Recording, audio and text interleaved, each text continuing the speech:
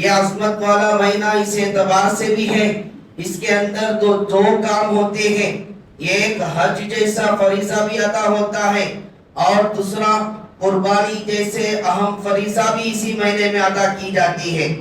الغرض جو حاجی حضرات ہیں وہ آج جو ہے سارے حاجی حضرات وہ مکہ کے اندر پہنچ گئے ہوں گے اور ہندوستان سے آخری فلائٹ بھی اڑ گئی ہوگی۔ بہرحال ہم اللہ سے دعا گو ہیں تمام حاجیوں کے حج کو اللہ آسان فرمائے اور قبول فرمائے، اور اللہ ہمیں بھی حج کی توفیق عطا فرمائے۔ آپ صلی اللہ علیہ وسلم کے گھر ایسا گزرتا تھا، آپ پیٹ پر پتھر باندھتے تھے، آپ کے پاس کبھی رات کا کھانا نہیں ہوتا تھا، آپ کے پاس کئی دن گھر کے اندر فاقے ہوتے تھے، جو کہ سیرت سے پتہ چلتا ہے۔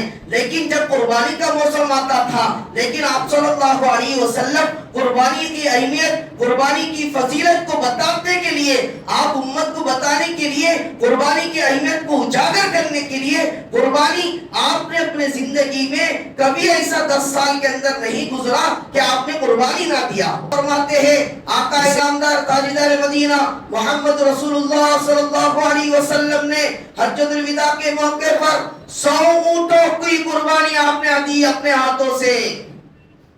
فرماتے صحابہ آپ نے 60 پر 3 اونٹوں کو اپنے ہاتھوں سے ذبح فرمایا، اپنے ہاتھوں سے نحر فرمایا، ذبح نہیں نحر فرمایا۔ اونٹوں کو کیا کرتے جی؟ نحر کرتے۔ ذبح کیسے کرتے؟ باقی کے جانوروں کو کرتے، خالی اونٹ کو کیا کرتے؟ نحر کرتے۔ باقی کے بچے ہوئے جانوروں کو فرمایا، حضرت علی کو فرمایا یا علی تم جو ہے باقی کے جانوروں کو نحر کرو۔ یہ آپ صلی اللہ علیہ وسلم نے سگنل دے دیا میرے زندگی کے 60 پر 3 سال ہے، لہذا ہر سال کے بدلے ایک جانور۔ باقی السلام علیکم ورحمۃ اللہ وبرکاتہ۔ الحمد لله نحمده ونستعينه ونستغفره ونؤمن به ونتوكل عليه ونعوذ بالله من شرور أنفسنا ومن سيئات أعمالنا من يهده الله فلا مضل له ومن يضلله فلا هادي له ونشهد أن لا إله إلا الله وحده لا شريك له ونشهد أن سيدنا ومولانا محمدا عبده ورسوله أما بعد فأعوذ بالله من الشيطان الرجيم بسم الله الرحمن الرحيم قل إن صلاتي ونسكي ومحياي ومماتي لله رب العالمين وقال تعالى لن ينال الله لحومها ولا دماؤها ولكن يناله التقوى صدق الله العظيم عن زيد بن أرقم قال قال أصحاب رسول الله صلى الله عليه وسلم قال ما هذه الأضاحي قال سنة أبيكم إبراهيم قالوا فما لنا يا رسول الله صلى الله عليه وسلم قال النبي صلى الله عليه وسلم كل شعرة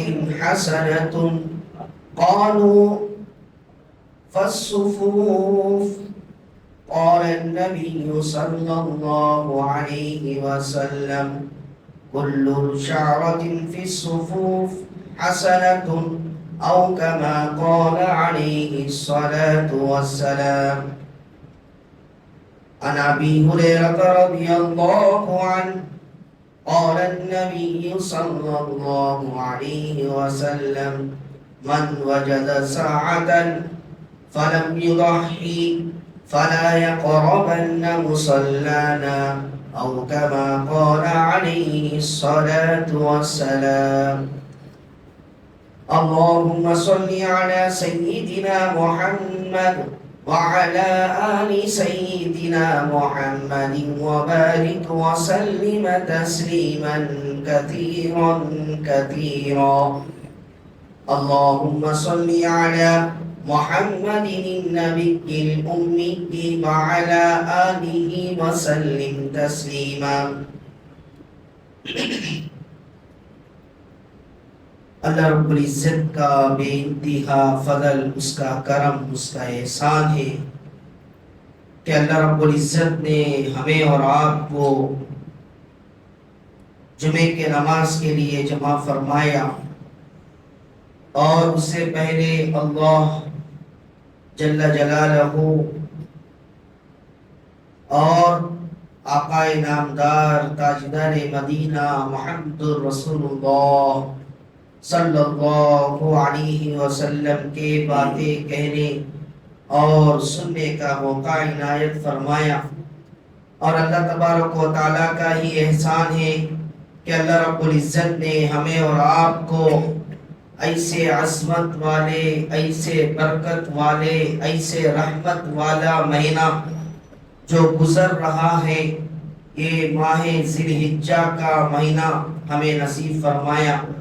اللہ سے دعا کرے اللہ رب العزت اس عظمت والے مہینے کی صحیح طور پر گزارنے کی توفیق عطا فرمائے.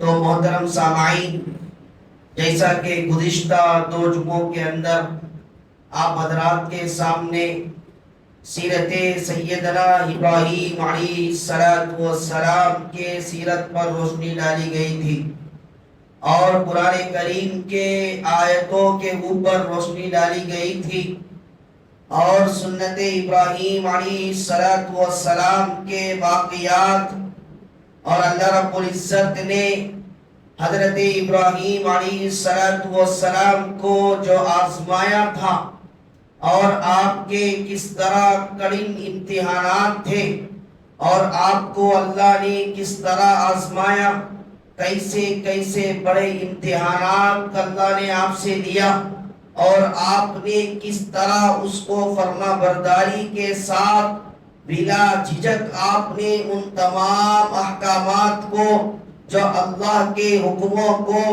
کس طرح آپ نے پورا فرمایا، اور اللہ نے آپ کو جو لقب دیا وَاتَّخَذَ اللَّهُ إِبْرَاهِيمَ خَلِيلًا کا لقب اللہ نے آپ کو عطا فرمایا. الغرض محترم سامعین، یہ عظمت والا مہینہ اس اعتبار سے، جیسا کہ گزشتہ جمعہ حضرات کے سامنے میں نے عرض کر دیا، یہ عظمت والا مہینہ اس اعتبار سے بھی ہے، اس کے اندر دو کام ہوتے ہیں. ایک حج جیسا فریضہ بھی ادا ہوتا ہے، اور دوسرا قربانی جیسے اہم فریضہ بھی اسی مہینے میں ادا کی جاتی ہے. الغرض جو حاجی حضرات ہیں، وہ آج جو ہے سارے حاجی حضرات وہ مکہ کے اندر پہنچ گئے ہوں گے، اور ہندوستان سے آخری فلائٹ بھی اڑ گئی ہوگی. بہرحال ہم اللہ سے دعا گو ہے تمام حاجیوں کے حج کو اللہ آسان فرمائے اور قبول فرمائے، اور اللہ ہمیں بھی حج کی توفیق عطا فرمائے. اور یہاں پر جو موجود ہے، اللہ ہم سب کو اس بابرکت مہینے کی قدر کرنے کی، ان ایام کو صحیح طور پر گزارنے کی توفیق عطا فرمائے، اور ہم سب کو اللہ تبارک و تعالیٰ قربانی کرنے کی توفیق بھی عطا فرمائے. تو محترم سامعین، میں وقت زیادہ نہیں لوں گا، اس لیے کہ گرمی کی شدت بھی بہت زیادہ ہے. چونکہ ہم اور آپ اے سی کے اندر بیٹھتے ہیں، باہر کے حضرات جو اوپر کے حضرات ان لوگ گرمی کے اندر رہتے ہیں.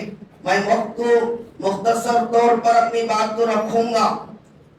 جو خطبے کے اندر میں نے جو قرآن کریم کے آیتیں تلاوت کیا، جو احادیث میں نے آپ کے سامنے پڑھا، اس کی اوپر روشنی ڈالوں گا.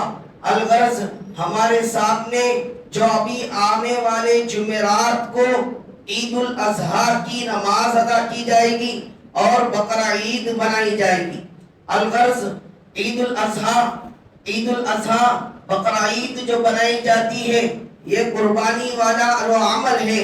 یہ سنت ابراہیم ہے، اور اس کی فضیلت، اس کی اہمیت کا اندازہ آپ اس سے لگائیے کہ آقا نامدار تاجدار مدینہ حضرت عائشہ رضی اللہ تعالی عنہ فرماتی ہے، اللہ کے رسول صلی اللہ علیہ وسلم مکہ چھوڑ کر ہجرت فرما کر جو مدینہ تشریف لائے تھے، آپ 10 سال مدینے کے اندر رہے۔ آپ نے اپنے زندگی میں 10 سال کے اندر کبھی ایسا سال نہیں گزرا جس کے اندر آپ نے قربانی نہ دی ہو، جس کے اندر آپ نے قربانی نہ دی ہو۔ محترم سامعین، آپ غور کرنے کی اور سوچنے کی اور فکر کرنے کی ضرورت ہے اس بات پر۔ آپ ایک طرف دیکھیں، قربانی واجب اس پر ہوتی ہے جس کے اوپر پیسہ ہوتا ہے، جس کے پاس صاحب نصاب ہوتا ہے، جس کے پاس 7.5 تولہ سونا ہوتا ہے، جس کے پاس 52 تولہ یعنی 50 پر 2 گرام آدھا چاندی ہوتا ہے۔ یہاں پہ آقا نامدار تاجدار مدینہ محمد رسول اللہ صلی اللہ علیہ وسلم کی زندگی کی روشنی ڈالی گئی تھی۔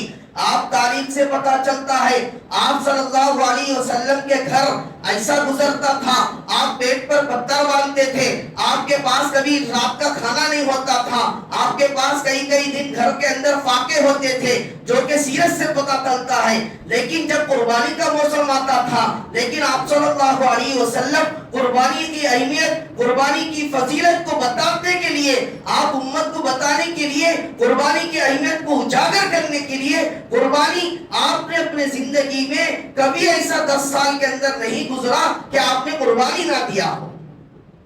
اس سے پتا چل گیا قربانی دینے کے لیے پیسہ ہونا ضروری نہیں ہے۔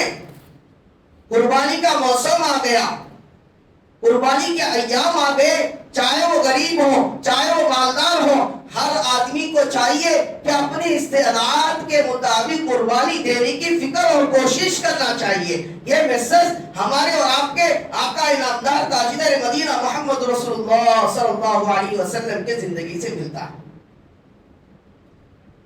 آپ صلی اللہ علیہ وسلم نے آگے فرمایا، زید بن ارقم رضی اللہ تعالیٰ عنہ فرماتے ہیں، آپ صلی اللہ علیہ وسلم سے صحابہ نے پوچھا، یا اللہ کے رسول صلی اللہ علیہ وسلم، ما هذه الاضاحی، یا اللہ کے رسول صلی اللہ علیہ وسلم یہ کیا ہے، قربانی کا کیا ہے؟ آپ صلی اللہ علیہ وسلم نے فرمایا، سنت ابیکم ابراہیم، آپ نے فرمایا یہ ابراہیم علیہ السلام کی سنت ہے۔ جیسا کہ گزشتہ جمعہ حضرت ابراہیم علیہ السلام، حضرت اسماعیل علیہ السلام کی سنت کے بارے میں میں نے بتایا تھا، تو آپ نے آگے فرمایا، صحابہ نے فرمایا یہی نہیں رکا، فرمایا قالوا فما لنا فیہا یا رسول اللہ صلی اللہ علیہ وسلم، یہ رسول اللہ صلی اللہ علیہ وسلم یہ قربانی تو آپ نے بتا دیا ایک سنت ہے، قالوا فما لنا فیہا یا رسول اللہ، ہم آپ کو اس میں کیا ملتا، ہم آپ کو اس سے کرنے سے کیا ملے گا، اس کے اندر کیا ملے گا، اللہ ہمیں کیا دے گا یہ قربانی کرنے سے؟ آپ صلی اللہ علیہ وسلم نے فرمایا کل شعرۃ حسنۃ، فرمایا اے میرے صحابہ ہر بال کے بدلہ ایک نیکی، کیا فرماتے ہیں جی، ہر بال کے بدلے ایک نیکی۔ صحابہ نے یہاں تک نہیں رکا، فرمایا فالصفوف، فرمایا یا اللہ کے رسول صلی اللہ علیہ وسلم ظاہر سی بات ہے ہر بال کے بدلے ایک نیکی، یا اللہ کے رسول صلی اللہ علیہ وسلم یہ بتائیے کچھ بکرے کچھ جانور ایسے ہیں جس کے اوپر بال نہیں ہوتے، اون ہوتے ہیں، یعنی بال وہ بھی گن نہیں سکتے آپ۔ اگر کوئی ایسا آدمی ہے جو یہ بتا دے کہ بکرے کے سارے بال گننے کے لیے بیٹھ جائے، کوئی نہیں گن سکتا، بکرے کے بال کوئی گن نہیں سکتا، تو گویا بے حساب نے کیا اللہ دے گا۔ اس کا بتانے کا مطلب کیا ہے جی، اللہ اتنے نے کیا دے گا، اتنا ثواب دے گا کیا کوئی گن نہیں سکے گا۔ صحابہ نے پوچھا یا اللہ کے رسول صلی اللہ علیہ وسلم قالوا فالصفوف، کچھ بھیڑیا ایسے ہوں گے کہ جس کے اندر جو ہے اون ہوتا ہے، بال نہیں ہوتے ہیں، وہ تو بالکل باریک بالکل پتلے ہوتے ہیں۔ آپ صلی اللہ علیہ وسلم نے فرمایا کل شعرۃ فالصفوف حسنۃ، فرمایا ہر باریک اون کے بدلے بھی اللہ ایک نیکی عطا فرمائے گا. ہر اون کے بدلے بھی اللہ ایک نیکی عطا فرمائے. محترم سامعین، آپ اندازہ لگائیے، اللہ اکبر، آپ صلی اللہ علیہ وسلم نے حجۃ الوداع کے موقع پر آپ نے ایک نہیں، دو نہیں، تین نہیں، چار نہیں، بلکہ آپ نے 100 اونٹوں کی قربانی عطا فرمائی. اتنے جی ہے جی کوئی آدمی ایک بکرے کو لا کر کاٹ کے کیا بولتا جی 1,00,000 کا بکرا میں دے دوں بھائی. اتنے جی 3 بکرے کو دے دینا تو اسے دیکھنے کے بعد سے آنکھیں بھی نہیں ہوتے. اگر کوئی آدمی 3 بکرے کو لاکھوں کاٹ بنا تو گلی میں کالر اچھال کر چلتا، بولتا 3 بکرے کاٹوں گلی میں ایک جنا، 10 تو کوئی کاٹا بھی نہیں ہوگا. اللہ اکبر.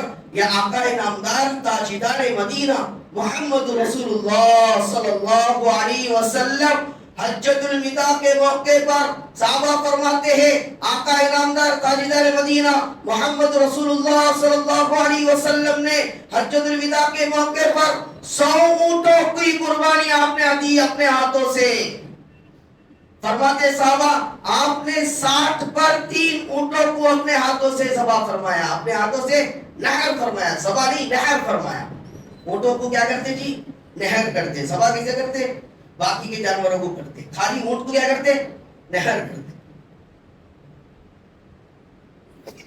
باقی کے بچے ہوئے جانوروں کو فرمایا، حضرت علی کو فرمایا یا علی تم جو ہے باقی کے جانوروں کو نحر کرو.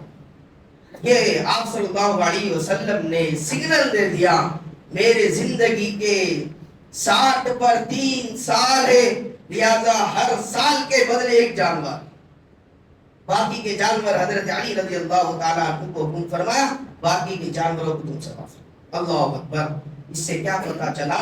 آپ صلی اللہ علیہ وسلم قربانی کی اہمیت اور فضیلت کو بتانے کے لیے اپنے امت کو اپنے ہاتھوں سے 60 پر 3 اونٹوں کی قربانی دیے ہیں. اللہ اکبر. کتنے اونٹا جی؟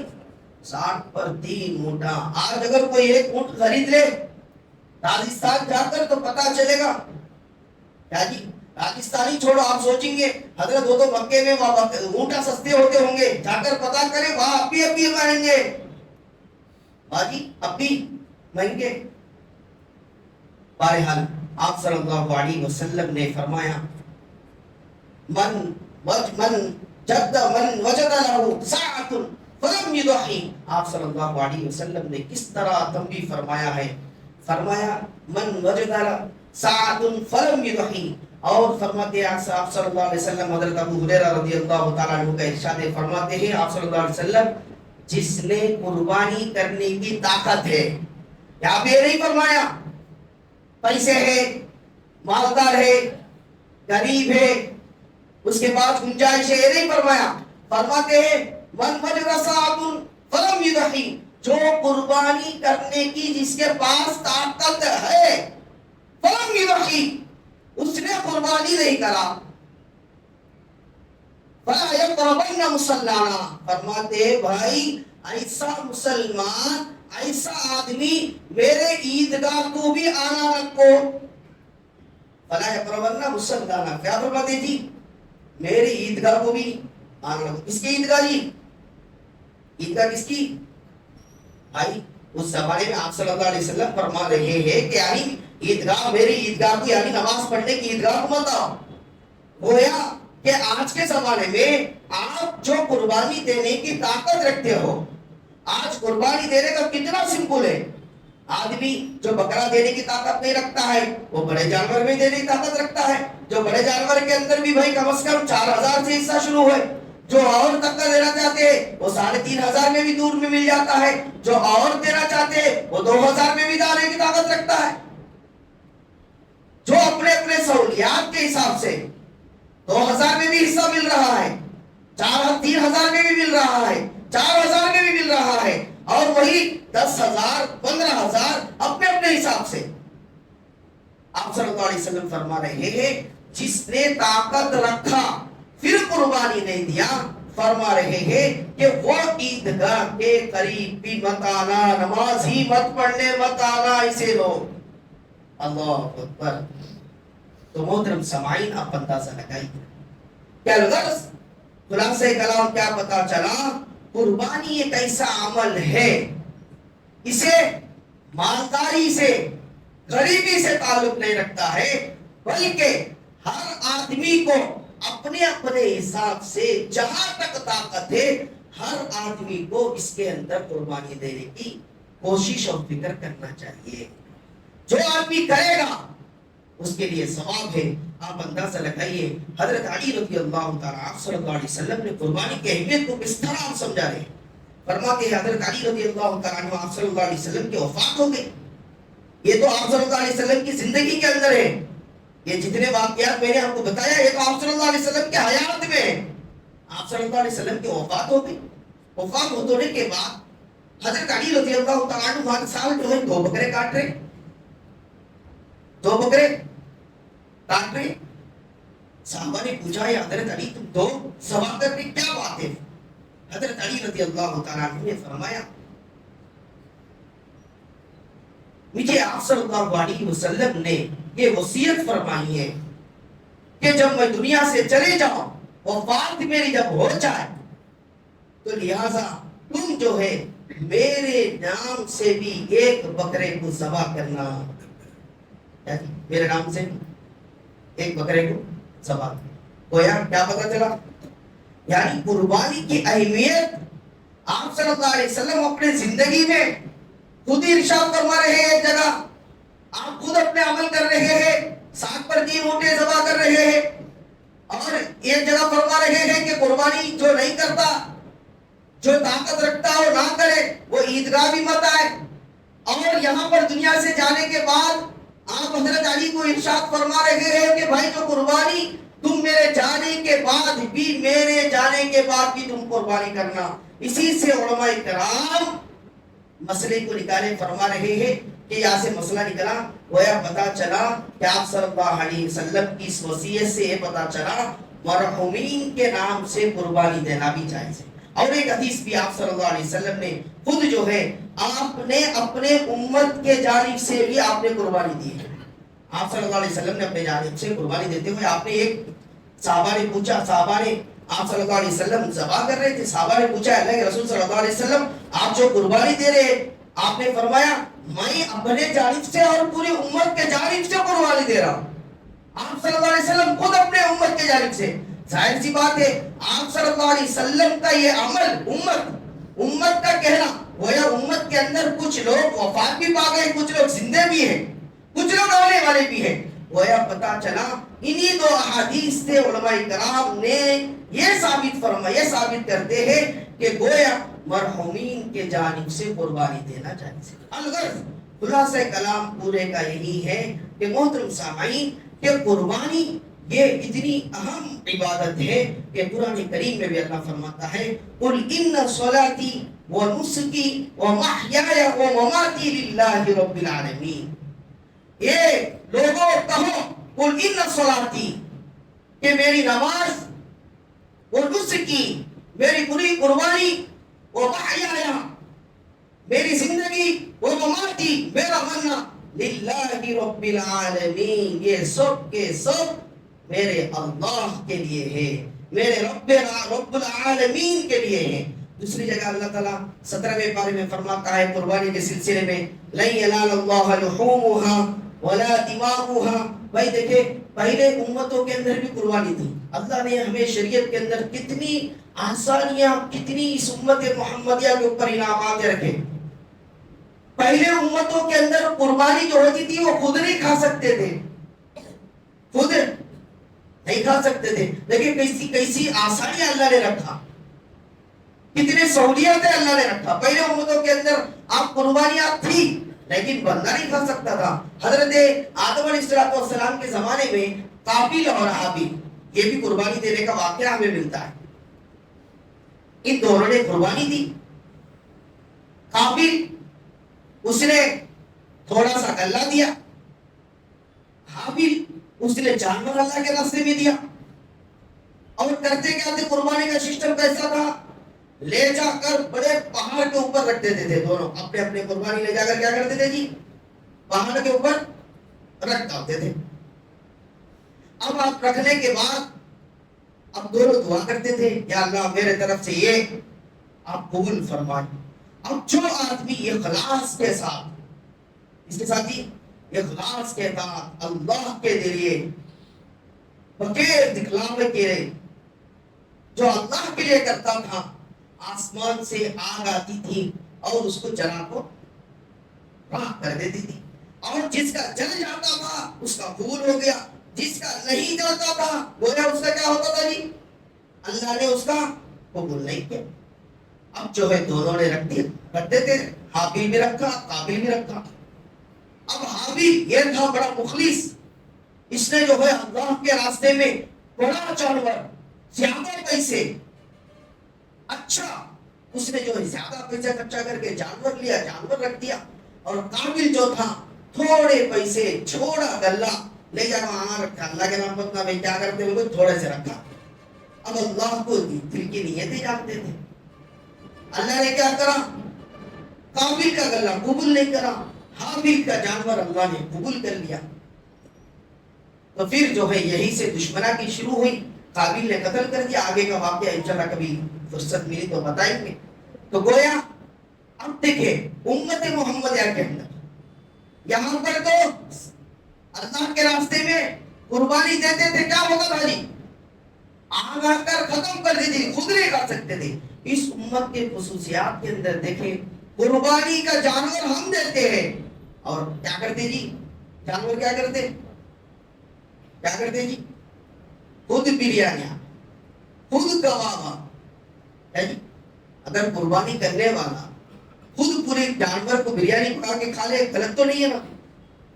کیا جی غلط ہے؟ بولو میرے بھائی، اگر قربانی کرنے والا پورا جانور کا بریانی پکایا، پورا کھا لیا، غلط ہے؟ بولو میرے بھائی، غلط ہے؟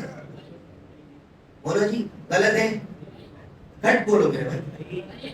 ہاں غلط نہیں ہے، اس لیے کہ بھائی قربانی کا جانور خود کھا لے کوئی مسئلہ نہیں ہے، پورا بانٹ دیا تب بھی کوئی مسئلہ نہیں ہے، پوری رشتہ داروں میں دے دیا تب بھی کوئی مسئلہ نہیں ہے۔ شریعت میں قربانی کے جانور کو 3 حصے کرنا ہے، مستحب ہے میرے بھائی، یہ واجب ضروری نہیں ہے۔ کچھ لوگ کیا کرتے؟ بانٹنا تو اب ایسا ترازو لا کے ایسا کرتے کہ بھائی اب کیا ہوگی، قیامت آنے والی، بیوی جو ہے بیچاری علی جرا رشتہ یہ کانوں کا ایسا اب ایسا ہڑاہڑی کرتے کہ حساب میں کیا ہوگی، کیا خزانہ ڈوبے نہ کر دیتے۔ ایسا کرنے کی ضرورت نہیں ہے۔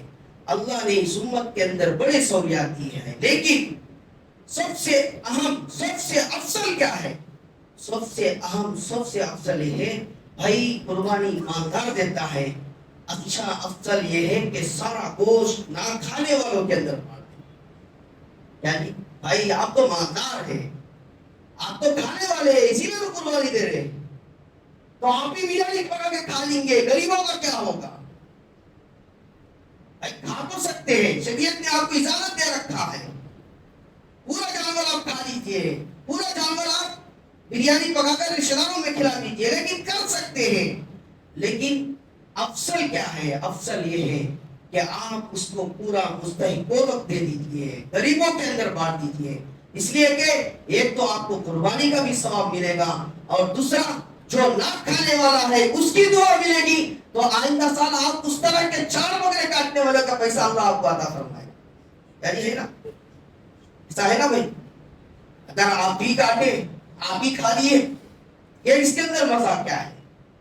آپ کو اللہ نے آپ کو کھلانے والا بنایا، آپ بانٹنے والے بنے۔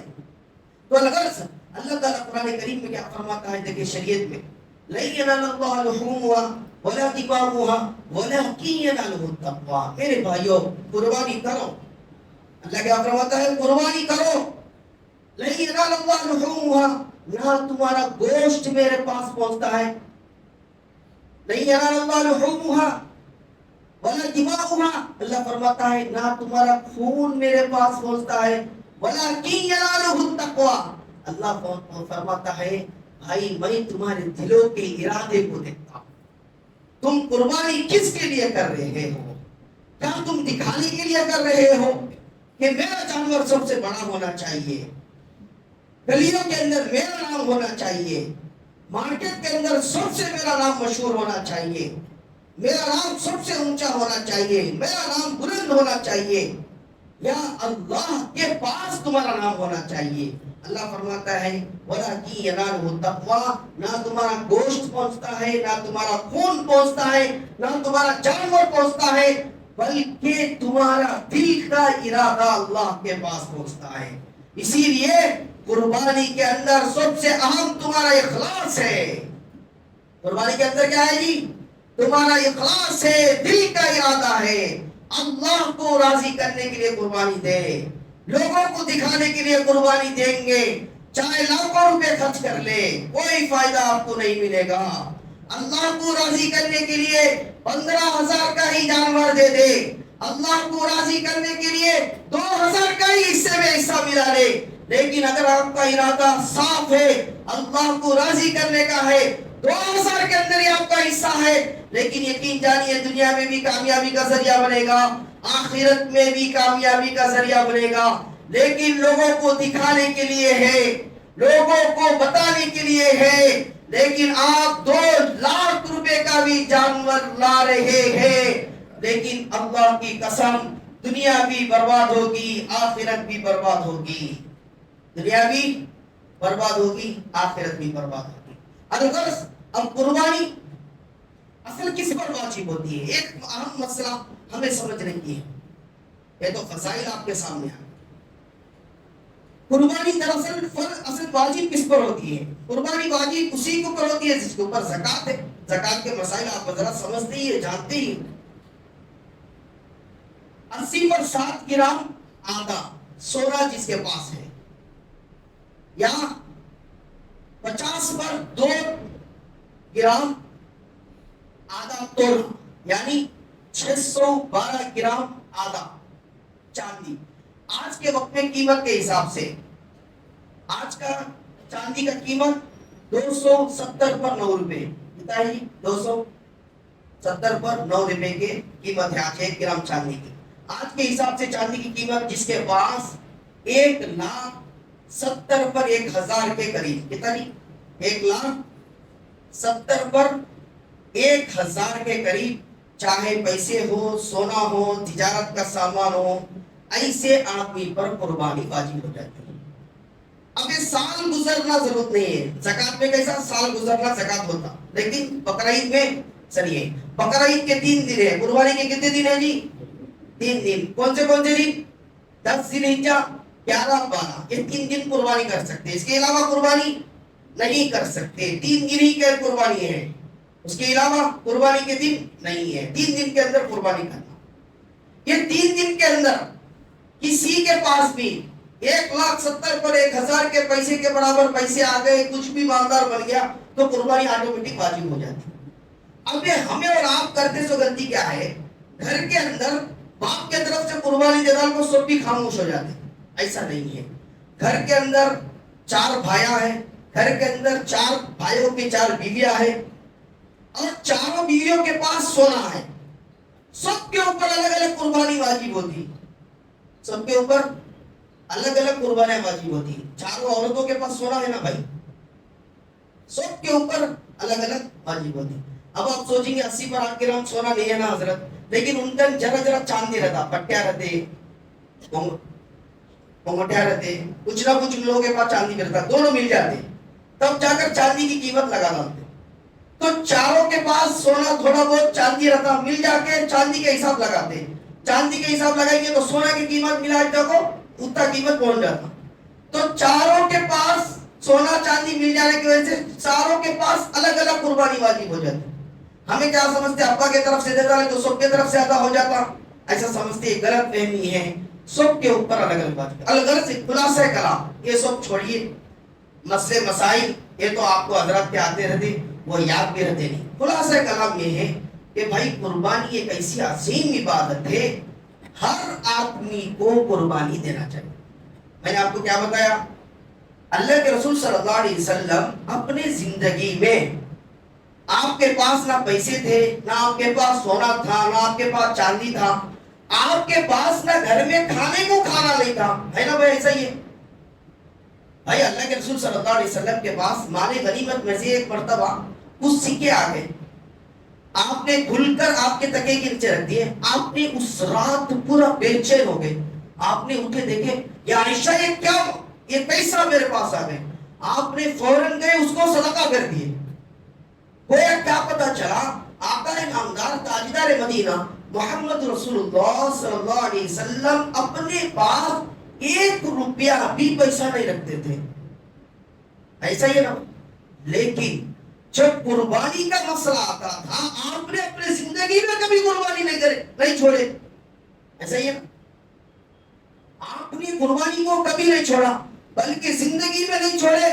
جب آخری حج آپ نے فرمایا 100 اونٹوں کو قربانی دیے، 60 پر دن اپنے ہاتھوں سے نہر کیے، اور جب وفات کا وقت قریب آیا، حضرت علی رضی اللہ تعالیٰ عنہ کو وصیت فرما رہے ہیں، یا علی جب میں وفات پا جاؤں، میرے جانے کے بعد تم قربانی میرے جانب سے کرتے رہنا۔ ترمذی کی روایت ہے، کیا کرتے ہیں جی؟ میرے جانے کے بعد بھی کیا کرنا؟ میرے جانب سے قربانی کرتے رہنا۔ اس سے کیا پتا چلا؟ ہر آدمی کو قربانی کے اندر اپنی حیثیت کے مطابق، اپنے طاقت کے مطابق قربانی دینے کی کوشش اور فکر کرنا چاہیے۔ انشاءاللہ کریں گے بھائی؟ اللہ ہم سب کو عمل کی توفیق عطا فرمائے۔ آخر دعوانا الحمدللہ رب العالمین۔